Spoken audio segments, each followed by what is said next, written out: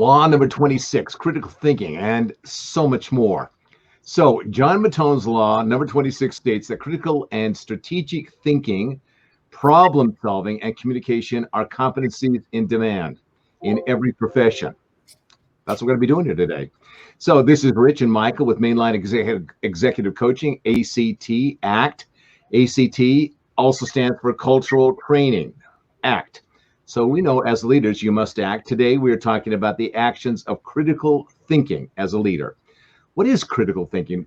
What is critical thinking not? Why is it important? And how do we use it to our best advantage and our organizations? So today, we have with us Kristi Hope. In our last podcast, you met her husband, John Hope, an impressive man and a great guest. I'm sure John would agree that today we have his better half with us. Yes? Okay.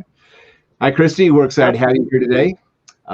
Let's give us your 60 seconds elevator speech, if you would, please. Absolutely. And thank you so much for having me. And my husband probably would agree with you on that one. Yes.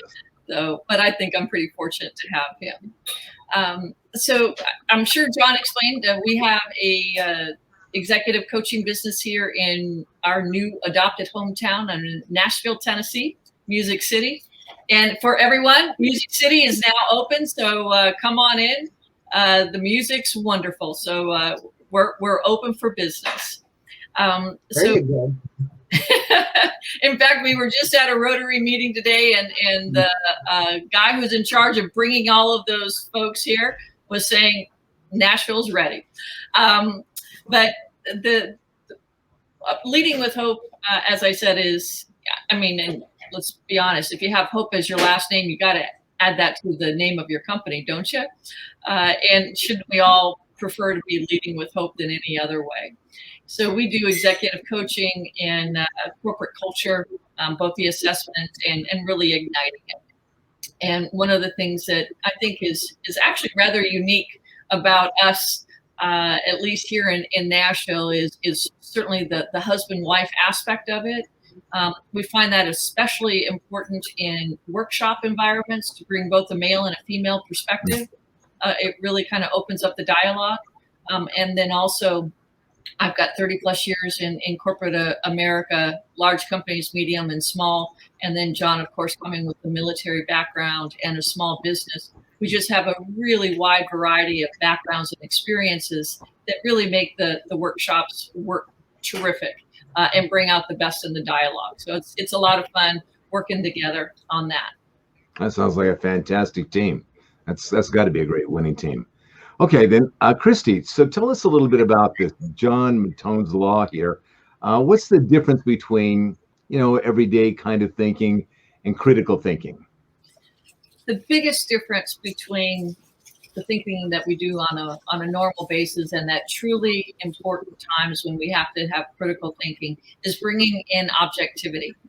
So it all comes down to understanding what biases you may have, what biases those around you may have as they're presenting you information, and then being able to sort through all of that and come to the decision that is needed in a timely manner, because that's the whole thing, is you can't just wait to get more and more and more information to ensure that you're going to be making the right decision, because no decision is a decision as well. And so unless you're able to go and to very effectively and quickly assess all of that's around you and the biases that you have, the biases that those presenting you have, your business is going to really suffer. Yeah. There's a big difference between some people who are really great problem solvers, great at doing the research, the figuring out. But sometimes it almost takes a different person to put it together than, I'd say, now we're going to do it, make the decision kind of a thing, right? There's almost a different person. I think that's true. And I always say, at the core of who I am is I'm a problem solver. That is just in my DNA. I can't come across a problem without already starting to solve it in 10 different ways. And that's one of the reasons that I was so pleased to be able to do this law with you, is it actually drives my husband crazy. I am always solving problems and always solving, whether you want me to solve them or not, I'm still going to come up with solutions. And so it's just it's interesting to me how you can bring together all the different personalities and backgrounds and such in a way that is really effective. And I think a lot of why I am and it's always been a strength of mine, critical thinking, problem solving, is because I do have an engineering background. I'm an engineer to my core as well. And so that's just inherent in how I do things. I take in the data, be it in a structured and an unstructured way, and then I act because I've already gone and figured out who can I trust, what are their biases, and take it in quickly and act, because you really do. That's in the end, you just can't wait. Okay, good. That's excellent summary. Okay, so Rich, so thank you, Kristi. Rich, you have been involved in manufacturing for a lot of years, medical manufacturing, and it is one of those things where you have to impose some sort of system on your thinking, right? So what kinds of critical thinking were you required to do in manufacturing, heading up the teams that you did? Give some ideas about the quality, the logics, all that kind of stuff. Give some insight into that. As a leader in manufacturing, and my last role, I was a general manager for a medical device company. So I had complete P&L for the entire office, entire Intermountain West, if you will, everything we did. In order to make those critical thinking judgments, if you will, it comes with knowledge and experience. You have to be able to understand every step of your process as a leader. It's just part of one of the things about being a leader in manufacturing and medical device. I had a lot of people around me who were very knowledgeable, very skilled, but at the same token, I was the one who was required to understand it from A to Z. And so if someone came to me with a decision, or I got a call from a customer, or we had a quality issue, and I was required to make a decision or help make a decision, those were based on my understanding of the entire process, A to Z. Anything that came up from production, supply chain, the mechanical end, the logistics end, distribution, and not only that, understanding every single one of our customers and where you delivered to their point of service. They're all different. In order to make that critical thinking judgment and skills, you have to know that. Regardless of who brings you the information, you got to be able to disseminate that based on not only your knowledge of the system, but the data that you're given. And that data that you're given based on, the problem that you have at hand, it really goes back to that experience, to understanding how that's going to impact every aspect of that organization. And you never, ever really do have all the data. You never have perfect data, do you? There's always something missing here or there. You'd like to have a little bit more, but it never all shows up. You still got to go with, okay, at some point, okay, this is what we're going to do. And that kind of gets you into a fine line in terms of leadership. You can go with assumptions, and yet those assumptions have got to somehow be backed up with something, don't they, Kristi?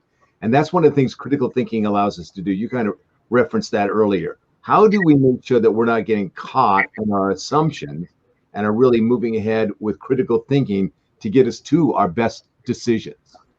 It's really interesting you bring that up, because I think we've all experienced a case where somebody that we know that we like says X is the answer. X is what it is. And so we tend to go, oh yeah, I like this person. And so if they say that this is correct, then it's very easy to go and make that assumption that it is in fact correct. And the vice versa. Someone we don't care for, we've gotten that information in the past, may come and say that same X, it is the right thing. You need to go and do this, but we don't like that person, or we don't trust that person. And so it's that same thing, but given to you by someone that you trust and given to you by someone you don't trust or don't like. And because of how you feel about that individual, goes into what you think about the information that they're bringing to you. And so it's those kinds of biases and assumptions that you have to be ever so careful of, because those are the ones in my experience that can really bite you the most. Yeah, it's an interesting thing about the kind of bias you're talking about.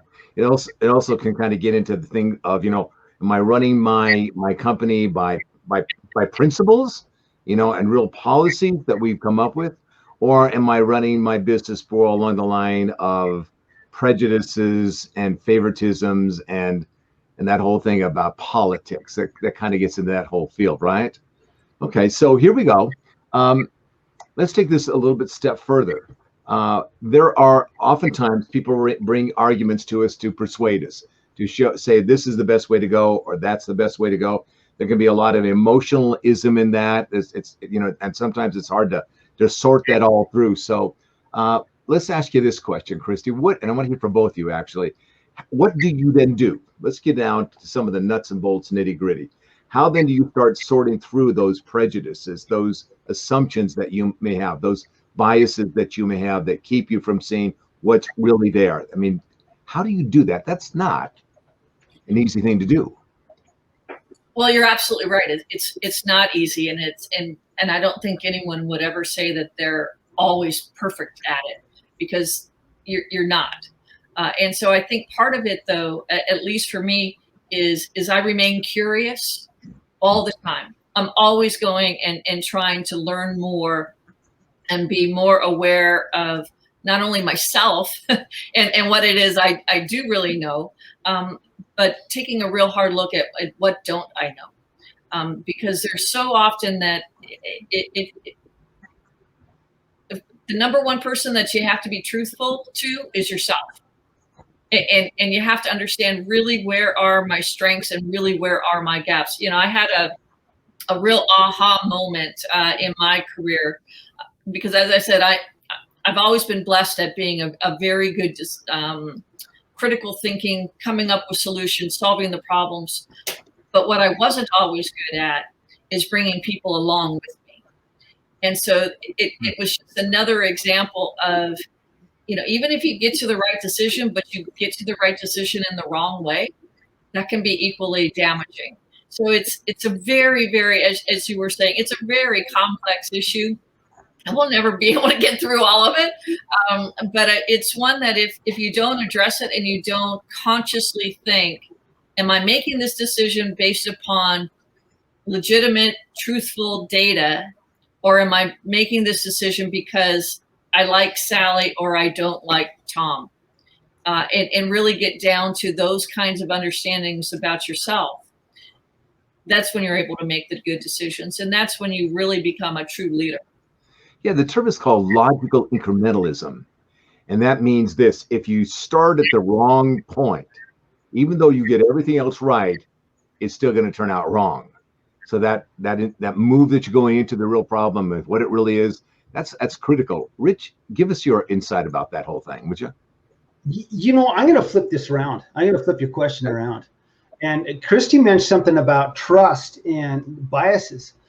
What are your employees' feelings about you? How do they trust you? What's their bias about you? Are they able to come to you with to lay these problems on the table in front of you without getting lit up or being belittled or fear of, why are you bringing this to me? Or you get the kind of person that they can come to and be able to set these on the table and these regardless of what it is, and have a good discussion with you about them. I think that goes both ways. Trusting who's bringing it to you, and also them trusting you. Are you the kind of leader? I ask these people, they're listening to us. Are you the kind of leader that your people can bring things to? I think that trust and that's very, very important from both angles. And what you were talking about, being able to solve the right problems versus starting in the wrong place, using that data correctly and really analyzing where you need to start at, that 80-20 rule. There's so many different tools you can use, but again, that trust and that bias goes both ways, and being able to have an organization of continuous improvement, if you will. Are you that kind of leader, or are you going to light those people up because you got the name on the wall and you know it all? Well, and what I'd like to add to that is those people, they're not leaders. No, they're managers. They have some other title. Very few of us actually have the title leader. We have the title CEO. We have the title VP or whatever. We don't have the title leader. That's something that you have to earn. And you earn that by gaining the trust of those that you are leading. They're the ones that bestow that upon you. And as we've all seen, those people that go out and say, I'm a leader, probably aren't. You're right. Good point. All right. That's what they need. That's why they need coaches. They need coaches, executive coaches. Yeah, we'll turn them into those leaders that they want to be. That's right. Yeah, let's take a look at that notion here. I like you brought that up about, really needing an executive coach to assist you. That whole thing, really, when you take a look at it, well, there's a lot of data involved in it, right? The data, though, is just the data. What really is, going to be handling, working, and dealing with the data is that leader, is that person who's in charge. And what really motivates and really what connects that leader to the job to be done and also to the people that they work with is that sense of an inner core, right? Who are you? How do you work? What are your strengths? What are your gaps? What's really going on with you? Understanding yourself well and the motivation why you're in this thing, working with the people that you are. So all of this is what we're really bringing when we bring all the data, the analysis, and all this stuff to the conclusion. What are we going to do about it? And the better you understand yourself as a leader and how you actually work. Now, you may think you work. Oftentimes we think we work one way, but we actually work another way altogether. That can be a real moment of enlightenment when a leader goes, yeah, that's exactly how I did it. I was doing that the other day with somebody. I said, isn't that really how you work? And you're going, yeah, that's right. I hadn't thought about it that way. It's a moment of enlightenment. So what about that? What about this thing of bringing it all together and being that leader that has the capacity, I'm going to say along with capacity, the confidence to do that? Rich, talk to us about that. Confidence, I think it takes more than confidence. It takes courage, vulnerability, everything that we talk about being able to open up and really allowing people to see who you are, and especially you taking that deep look at yourself and understanding that how that inner core impacts that outer core and how everybody's looking at you. They look at that outer core. Those critical thinking skills are part of that outer core, but where do they come from? How do they develop initially? Being courageous, being vigilant, being present in the moment, being attentive. I think that all it becomes part of this whole process. Very and not good. Only that, we talk about being a leader. A leader, by definition, is someone that's going to be leading others. Is that correct? So everybody needs to be on the same page, same page, and getting to the using tools that you can all use and all understand. I was a very big fan of short interval control and using that every single morning based on a set of KPIs called SKUDA: safety, quality, distribution, inventory, and production, in that order. And that's the order of importance we looked at it. Day in and day out, we all were on the same page regardless. And so it wasn't about having to have a problem with putting out a fire. Everybody was on the same page to begin with. And I think that's what it takes is building that culture to begin with, and that team to begin with. Does that answer your question, or did I ramble there a little bit? It's okay. It's good question. Good question you gave us. Kristi, I'm good at rambling. That's okay. Kristi, what's your take on all that? Well, it's really interesting. John and I did a workshop at the Nashville Entrepreneur Center this past week. And so it was a bunch of folks that were starting their new businesses or have got 5 or 6 employees maybe. And this was something brand new to them. We did MLEI with them, and they're all looking at us going, I'm a what? And really diving into places that they thought that they were so strong, it showed, well, maybe that's actually a gap, and maybe you've got some, derailing tendencies here. And but in the end, they were all very glad of the fact and courageous enough to recognize this is something I need to go delve more into. And so we're going to be working with each of those individuals to help them really get a good understanding of what are their strengths, what are their gaps, and what are the ones that are really going to help their businesses to thrive and excel, and not be one of the, as so many small businesses do, implode because they just can't get there. They don't have the right type of talent to lead their company to success. Yeah. And the courage to see things as they really are is a big deal. It's easy to go and hide. It's easy to tell ourselves stories, become a little delusional, a little wacky around the edges. That's an easy thing to do. Leadership can be a pretty heady thing. So I want to share one quote, and then we're going to wrap it up here. This is something John gave us. It's from Aristotle. It's the mark of an educated mind to be able to entertain a thought without accepting it. Being able to keep that objectivity about what's really going on here. All right. Well, thank you so much. Thank you so much for being with us today, Kristi. You've been a real bright light in our day, and give our best to John as well.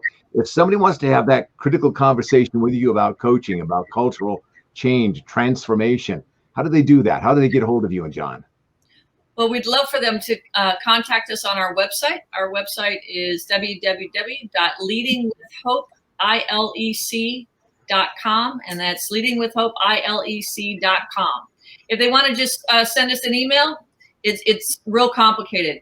khope@leadingwithhopeilec.com and jhope@leadingwithhopeilec.com. So look forward to hearing from you.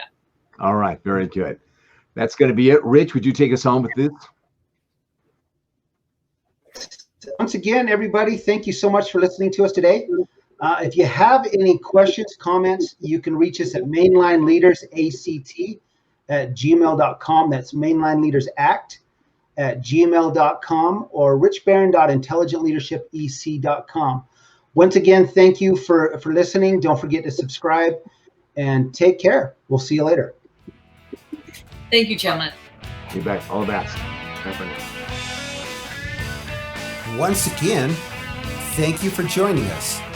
If you have any suggestions or comments, or something you'd like to hear about on a future podcast, email us at mbailey@intelligentleadershipec.com or rbarron@intelligentleadershipec.com, or go to our website, richbarron.intelligentleadershipec.com.